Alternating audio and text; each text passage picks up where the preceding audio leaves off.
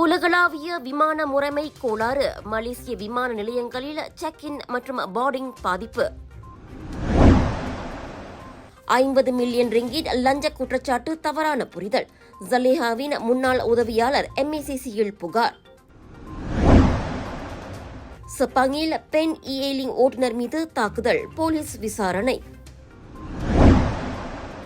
11 ஆண்டுகளுக்கு பின் நிலப்பிரச்சினைக்கு தீர்வு, இடமாறும் பூச்சோங் பிரிமா ஸ்ரீ மகா சக்தி தேவி ஆலயம்.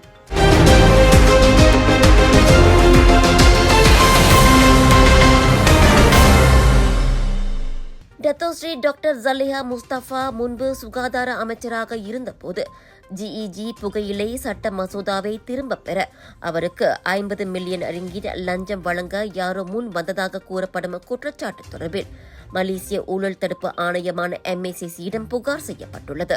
ஜலேஹாவின் முன்னாள் அரசியல் செயலாளர் சிவமலர் அதனை உறுதிப்படுத்தியுள்ளார். GEG என்பது மலேசியாவில் புகையிலை மற்றும் நிக்கோட்டின் தயாரிப்புகளை தலைமுறையாக தடை செய்ய முன்மொழியப்பட்ட சட்டமாகும்.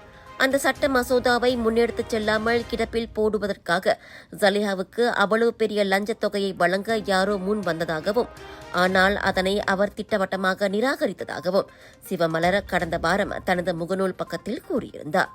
எனினும் தனது அந்த கூற்றின் உண்மை அர்த்தம் குறித்து விளக்கும் பொருட்டு MACC-யிடம் புகார் அளித்துள்ளதாக அவர் இன்று தெரிவித்தார். சமூக ஊடகங்களில் பரவிய தகவல் உண்மையான லஞ்சம் அல்லது கோரிக்கை அல்ல, மாறாக தமது கூற்று தவறாக புரிந்து கொள்ளப்பட்டுவிட்டதாக அவர் குறிப்பிட்டார். யார் மீதும் பழி போடுவதற்காக அந்த கூற்று வெளியிடப்படவில்லை. மாறாக அமைச்சராக இருந்தபோது கொள்கை தவறாமல் டாக்டர் ஜலேஹா எவ்வளவு நெறியோடு நடந்து கொண்டார் என்பதை பாராட்டும் நோக்கத்தை கொண்டது. இந்நிலையில் வெளிப்படைத்தன்மை உறுதி செய்யவும் மேலும் யூகங்களை தவிர்க்கவும் MACC-யிடம் புகார் அளிக்கப்பட்டு விட்டதாக சிவமலர் தெரிவித்துள்ளார். ஒரு நாளைக்கு நம்ம இருதயம் எத்தனை வாட்டி துடிக்குது தெரியுங்களா? கிட்டத்தட்ட 1 லட்சம் வாட்டி.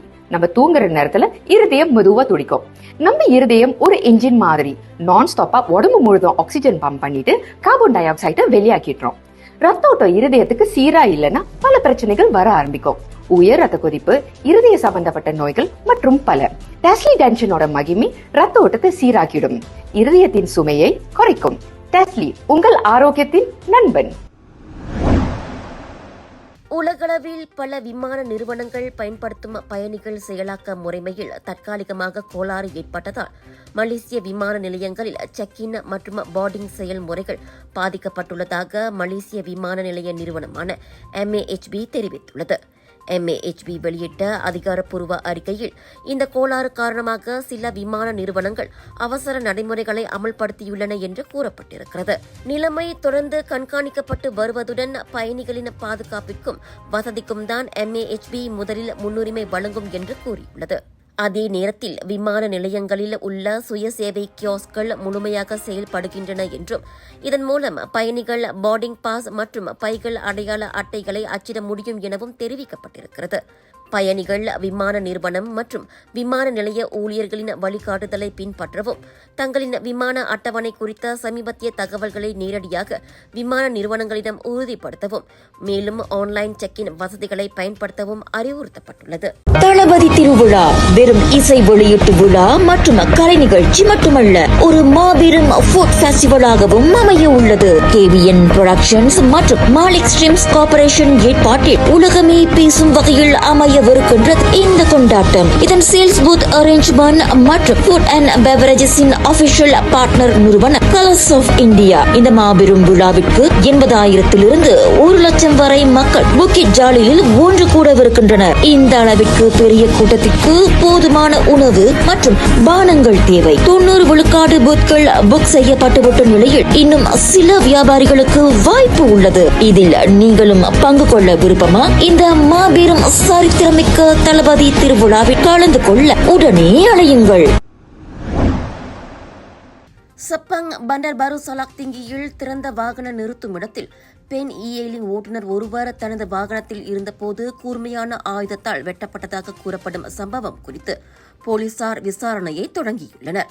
60 வயதான அந்த பெண்ணை அவருக்கு அறிமுகமான ஆடவர் ஒருவர் தாக்கிய பின் தனது வாகனத்தில் தப்பியோடிவிட்டதாக செப்பாங் போலீஸ் தலைவர் நூர் இசாம் பமான் தெரிவித்தார். கொலை முயற்சி குற்றவியல் சட்டத்தின் 307வது பிரிவின் கீழ் இந்த விவகாரம் விசாரிக்கப்பட்டு வருகிறது. இது 10 ஆண்டுகள் வரை சிறை தண்டனை மற்றும் குற்றம் நிரூபிக்கப்பட்டால் அபராதம் விதிக்கப்படும் என்று இன்று வெளியிட்ட அறிக்கையில் நூர் இசாம் குறிப்பிட்டார். பாதிக்கப்பட்டவர் சிகிச்சைக்காக சைபஜயா மருத்துவமனைக்கு கொண்டு செல்லப்பட்டுள்ளார். அந்த பெண்ணின் கழுத்து மற்றும் இடது கையில் வெட்டுக்காயங்கள் இருந்தன. கூர்மையான ஆயுதத்தால் தாக்கப்பட்டிருக்கலாம் என்று நம்பப்படுவதாக நூர் இசாம் கூறினார். தளபதி திருவிழாவின் one and only exclusive booth setup மற்றும் F&B official partner Colors of India. Merchandise, fine souvenir, viral food, beverages எல்லா பிராண்ட்ஸும் உங்க பூத்தா செட் பண்ண exclusive opportunity for booth bookings. Contact Colors of India now. KVN productions மற்றும் மாலிக் ஸ்ட்ரீம்ஸின் டாட்டோ மாலிக் பெருமையுடன் வழங்கும் தளபதி திருவிழா along with Jananayagan audio launch இந்த 8 hours entertainment festival 27 December Bukit Jalil ஸ்டேடியமில் நடக்க உள்ளது. கடந்த 11 ஆண்டுகளாக நிலப்பிரச்சனைகள் சிக்கியிருந்த ஸ்லாங்கூர் பூச்சோங் பிரம்மாஸ்ரீ மகா சக்தி தேவி ஆலயத்திற்கு விடுவு காலம் பிறந்திருக்கிறது. 100 ஆண்டு கால பழமை வாய்ந்த அக்கோவிலுக்கு 10,000 அடியில் ஸ்லாங்கூர் அரசு நிலம் ஒதுக்கியுள்ளது.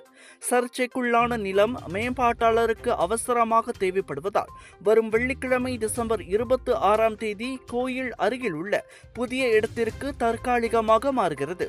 பின்னர் அனைவரின் ஒத்துழைப்போடு புதிய இடத்தில் கோவில் கட்டப்படும் என மாயிகா முன்னாள் உதவி தலைவரும் பூச்சோங் வாழ் குடியிருப்பாளருமான டத்தோ தீமோகன் கூறினார். அதாவது இந்த பூச்சோங் ஒரு 10 வருஷத்துக்கு முன்னுக்கு ஒரு ஆலயம் உடைக்கப்பட்டது. பிறகு பல போராட்டத்துக்கு அப்புறம் ஆலய உறுப்பினர்கள் மற்றும் மாநில அரசாங்கத்தில் அன்று எஸ்கோவர் இருந்த நம்ம கணபதி ராவ், பிறகு பாப்பா ராயுடு மற்றும் கோவிந்த் சிங் அவங்க மூலியமாக இந்த இடத்துக்கு 10,000 ஸ்கொயர் ஃபீட்டு நிலம் கிடைக்கப்பட்டிருக்கு. இதுக்கு முன்னுக்கு இந்த போராட்டத்துக்கு முன்னுக்கு நம்ம அந்த இடத்துலேயே ஒரு ஆலயத்தை கட்டியிருந்தோம். அப்போ ஏழை கட்டியிருந்தோன்னா அவங்க இடம் கொடுக்குறதுக்காக. ஆனால் இடத்த கொடுத்துட்டாங்க. அந்த ஆலயம் அங்குள்ள ஆலயம் இன்னும் அங்கே இருக்குது. அதனால் வர வெள்ளிக்கிழமை 26ஆம் தேதி முறையாக அந்த ஆலயம் அங்கே வச்சு ஆலயத்தை பாலசலம் பண்ணிவிட்டு இந்த இடத்துல ஒரு சின்ன ஆலயத்தை கட்ட போகிறாங்க. அதுக்கு பிறகு இந்த 10,000 ஸ்கொயர் ஃபீட்டில் ஒரு முறையான ஒரு ஆலயம் இந்த இடத்துல கட்டுற ஏற்பாடை செய்கிறதுக்கு இன்றைக்கி உள்ள ஒரு பேச்சுவார்த்தை நடத்திருக்கோம். அதாவது இந்த இடத்துல 2-3 குரூப்பாக இருக்கலாம், அதெல்லாம் இல்லை. இதுக்கு மேலே அந்த குரூப்லாம் ஒன்றும் இருக்காது. ஒரே குரூப்பாக இருந்து இந்த ஆலயத்தை கட்டுறதுக்குள்ள ஏற்பாட்டுக்கு செய்கிறது இருக்குது. அதுக்கு நானும் ஜீவாவும் இந்த உதவி செய்யறதுக்கு தயாராக வந்திருக்கோம். பூச்சோங்கில் நீங்கள் பார்த்தீங்கன்னா நிறைய ஆலயத்துக்கு இடம் கொடுக்கப்பட்டிருக்கு. நீங்கள் பார்த்தீங்கன்னா அந்த காலத்தில் பார்த்தீங்கன்னா எஸ்டேட்டு, மைனிங் இந்த மாதிரி உள்ள சூழ்நிலை தான். இதுவும் ஒரு காலத்தில் மைனிங்கு இது மாதிரி இருந்தனால தான். இப்போ அப்போ கம்பமாக இருந்தது, இன்றைக்கி தத்தை பிரிமாக ஆயிடுச்சு. இந்த ஆலையெல்லாம் பார்த்தீங்கன்னா மைனிங், இந்த குட்டையெல்லாம் பார்த்தீங்கன்னா ஒரு காலம் மைனிங் செஞ்ச இடம் தான். ஸோ அதனால் அங்கங்கே ஒரு காவல் தெய்வமாக வச்சுருப்பாங்க. சில இடத்துல ஒரு நம்பிக்கையில் அங்கே ஒரு சின்ன ஆலயத்தை கட்டியிருப்பாங்க. அது அந்த மாதிரியான போராட்டத்துக்கு அப்புறம் தான் கட்டின போராட்டத்துக்கு அப்புறம் தான் அந்த ஆலயத்துக்கு நல்ல ஒரு முறையான இடம் கிடச்சிச்சு. இப்போ இந்த முறையான இடம் இருக்கிற கட்டுறதுனால இதில் என்ன பார்த்தீங்கன்னா நீங்கள் எதுவும் கவலைப்பட தேவையில்லை. முறையாக நம்ம டிராவிங்லாம் அனுப்பி முறையான ஒரு ஆலயத்தை கட்டக்கூடிய சூழ்நிலை உருவாக்கும். இந்த கோயில் இடமாற்றத்தை சாத்தியமாக்கிய ஸ்லாங்கூர் அரசாங்கம் உள்ளிட்ட தரப்புகளுக்கும் பூச்சோங் முன்னாள் நாடாளுமன்ற உறுப்பினர் கோவிந்த் சிங் டியோவிற்கும் மோகன் நன்றி தெரிவித்துக் கொண்டார். இவ்வேளையில் சுமார் 10 ஆண்டு போராட்டம் முடிவுக்கு வந்துள்ளதை குறித்து மகிழ்ச்சி தெரிவித்தார் ஆலய தலைவர் மகேஸ்வரன். 10 வருஷமாக பிரச்சனையாக ஓடி இப்போ தான் அந்த கோயிலோட நிலைமையை கிடச்சி ஒன்றா சேர்ந்து எல்லாம் செய்ய போகிறோம். அப்போ இங்குள்ள பொதுமக்கள் எல்லாருக்கும் தெரிவிக்கிறோம் கோயில் இங்கே இருக்குன்ட்டு. நன்றிண்ணே. கோவிந்த் சிங்க்கு ரொம்ப நன்றி. அவர் ரொம்ப போராட்டம் இது பண்ணி எடுத்து கொடுத்தாரு எனக்கு. இங்கிட்டு இவருக்கும் அண்ணன் தீமோகனுக்கும் ரொம்ப நன்றி. அவரும் இந்த போராட்டத்தில் ரொம்ப கலந்துருந்தார். ஜீவா இதெல்லாம் ஒன்றா சேர்ந்தால் எடுத்து கொடுத்தாங்க இந்த இடத்த. இந்த தற்காலிக இடமாற்றத்தை ஒட்டி வரும் வெள்ளிக்கிழமை 12 மணிக்கு பூஜை நடைபெறுவதால் சுற்றுவட்டார மக்கள் கலந்து கொள்ளுமாறும் கோவில் நில பிரச்சினைக்காக இதுநாள் வரை போராடிய அனைத்து இளைஞர்களுக்கும் டி மோகன் நன்றி தெரிவித்துக் கொண்டார்.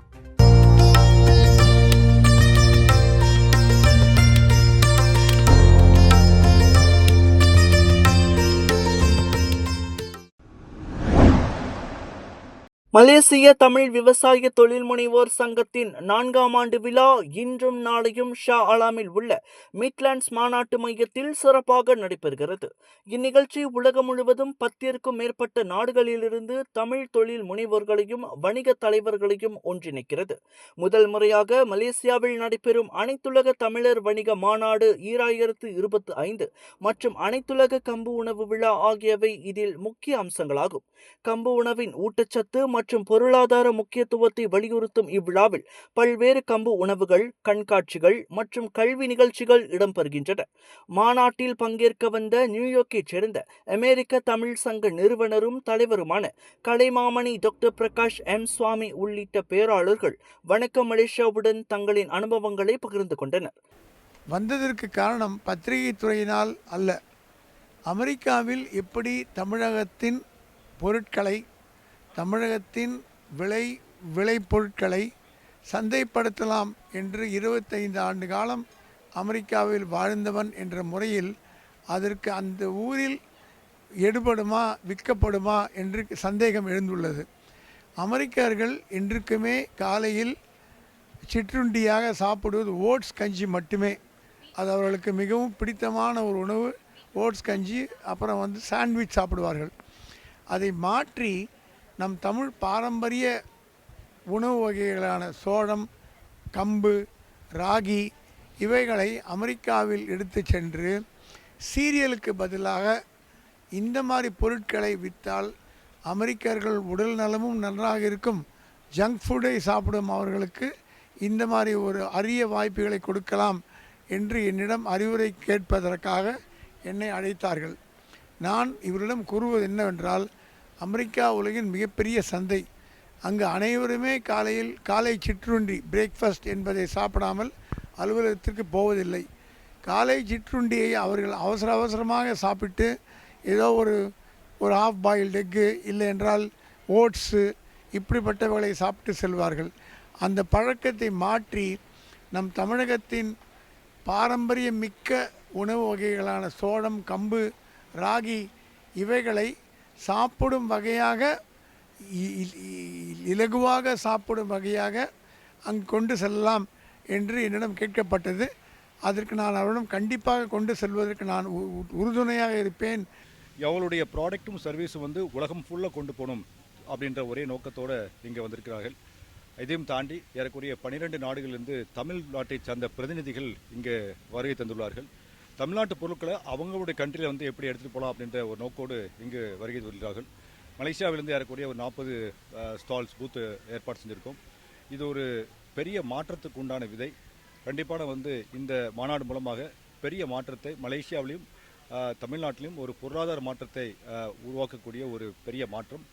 இந்த ஒரு நிகழ்ச்சி உலகத்தில் நடந்திருக்கா அப்படின்னு கேட்டிங்கன்னா இதுவரையும் நடக்காத ஒரு விஷயம். இந்த விஷயத்தை நம்ம கையில் எடுத்து ஒரு பெரிய மாற்றத்துக்கு உண்டான விஷயத்தை கையில் எடுத்திருக்கோம். வெளிநாட்டில் இருந்து எங்களால் முடிஞ்ச அளவுக்கு மலேசிய மக்களுக்கும் மலேசிய பொருளாதாரத்தை மேம்படுத்துவதற்கும், இங்கே வெளிநாட்டில் இருந்துன்னா பொதுவாக தமிழகத்தில் இருந்தும் ஆஸ்திரேலியாவில் இருந்தும் நிறைய உணவுப் பொருட்களை உலகம் முழுக்க இருந்து எடுத்து கொண்டு மலேசியாவில் வணிகம் பண்ணுறதுக்கான முக்கிய வேலைகளை எங்களால் செஞ்சு கொடுக்க முடியும். எங்களுடைய நிறுவனம் கிட்டத்தட்ட ஒரு 25 நாடுகளில் நாங்கள் ஆப்ரேட் பண்ணிக்கிட்டு இருக்கோம். அதில் குறிப்பாக பார்த்தா மெரீன் இண்டஸ்ட்ரி, ஷிப்பிங்கில் நம்ம நிறையா சப்போர்ட் பண்ண முடியும். மலேசிய தமிழர்களுக்கு தேவையான அனைத்து பொருளாதாரத்தை மேம்படுத்துறதுக்கு என்னென்ன வகையில் நம்ம சப்போர்ட் பண்ண முடியுமோ அவ்வளோதும் அயல்நாட்டிலேருந்து எங்களால் எல்லா வகையான சப்போர்ட் பொருளாதாரத்தை மேம்படுத்துறதுக்கு, பொதுவாக உணவுப் பொருட்கள், அதுக்கப்புறம் latest technology and information and education also we can support. மாநாடோட நோக்கம் என்னென்னா மலேசியாவில் தமிழர்களோட பொருளாதாரம் பெரிய அளவுக்கு மாற்றம். எதுக்காகனா இன்றைக்கி சிறு தொழில் நம்ம கைவிட்டு போயிடுச்சு. சிறு தொழில் கைவிட்டு போச்சு. எல்லாமே வெளியூர்காரங்க தான் இந்த தொழிலெலாம் எடுத்துருக்காங்க. இந்த சிறு தொழில் மீட்டு எடுக்கிறதா எங்களோட ஆசை. நாங்கள் இந்த 12 மாநிலத்துமே அடுத்த கட்டம் இந்த சிறு தொழிலை உருவாக்குறதுக்காக பெரிய அளவுக்கு 12 மாநிலத்துக்கும் நாங்கள் உறுப்பினர் சேர்த்து பெரிய அளவுக்கு ஒரு மாற்றத்தை 2026 குறைஞ்சபட்சம் ஒரு 300 வியாபாரிகளை உருவாக்குறதுக்கு பெரிய ஒரு மாற்றத்தை உருவாக்குறதா இன்றைக்கி இங்கே நம்ம கூடியிருக்கோம். இங்கேருந்து ஒரு 15 நாட்டிலேருந்து வந்திருக்காங்க. 15 நாட்டிலேருந்து வந்திருக்காங்க. ஒரு இந்தியாவிலேருந்து ஒரு 150 பேர். இலங்கை ரொம்ப முக்கியம். இல்லைங்க 10 வருஷம் நடுவில் 20 பேர் ஒரே கொடைக்கீழே உட்காராங்கன்னா இங்கே தான் மலேசியா தான். இது மலேசியா கிடைச்ச பெருமை. அவங்களும் வந்திருக்காங்க. என்ன நடக்க போகுது, உலக வாழ் தமிழர்கள் இப்படி ஒரு கொடைக்கீழே இருக்கலான்ட்டு இந்த இடத்த வச்சுருக்கோம். இதுதான் எங்கள் நோக்கம். ஆகையால் உலக அளவில் நம்ம ஒரே கொடையின் கீழே வந்து அனைத்து தமிழர்களும் கொண்டு வரணும்னு ஏறக்குறைய ஒரு 10 நாட்டில் உள்ள தமிழர்கள் ஒன்று கூடுறாங்க. குறிப்பாக வியாபாரத்துறையில் தொழில் முனைவர்கள் வராங்க. ஸோ அவங்களுடைய திறமைகளை இங்கே காட்டுறதுக்கு அவங்க என்னென்ன செய்கிறாங்க மற்றும் வந்து இங்கே நிறையா பூத்துகள் போட்டிருக்கு. ஸோ இதெல்லாம் வந்து குறிப்பாக வந்து நம்மளுடைய தமிழ்நாட்டிலேருந்து வந்திருக்காங்க, ஸ்ரீலங்காவிலேருந்து வந்திருக்காங்க, மற்றும் நம்மளுடைய மலேசியா உள்ள தமிழர்களும் இங்கே பங்கு பெற்றிருக்காங்க. ஆகையால் இது என்ன குறிப்பிட்டுனா ஒரே கொடியின் கீழே நம்மளுடைய தமிழர்கள் வியாபாரத்துறையில் முன்னுக்கு வர வேண்டும் என்று தலைவருடைய ஆசை. ஸோ அது அவருடைய கொள்கை வந்து இன்றைக்கு இருக்கிறது. தொழில்நுட்பம், AI, நிதி, விவசாயம் உள்ளிட்ட துறைகளில் உலகளாவிய வர்த்தக ஆய்வரங்கு, தொழில் முனைவோருக்கான மாஸ்டர் கிளாஸ், தொடர்புகளை வளர்த்துக் கொள்ளும் அங்கங்கள் ஆகியவற்றோடு கலா விருந்தும் விருது வழங்கும் விழாவும் இடம்பெறுகின்றன.